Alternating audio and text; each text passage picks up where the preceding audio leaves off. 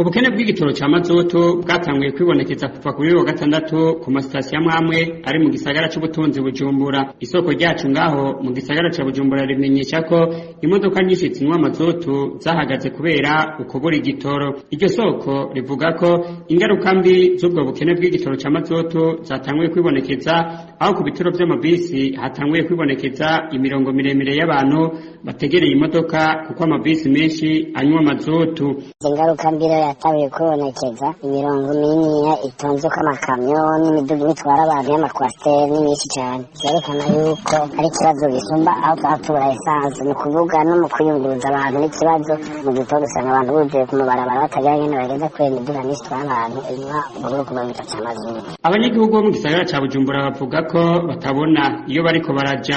Abanyagihugu bavuga ko gushika ubu ari agacerere muri leta. Uburere tuzi bitera tuja byo bitera bija kubera twari twabitunga n'ibihuha batubwira ngo ibitoro bizoza canke ngere duce bitoza ngo amazutu nta kintu na kimwe baratubwira. Ni ukuri mu Burundi n'ibara bituzi bizogutabara. Ntiturashobora kuronka Albert Manigomba, umuyobozi mukuru wa Regideso, kugira tumubaze kubijanye n'ubwo bukene bw'igitoro co mu bwoko bwa mazutu.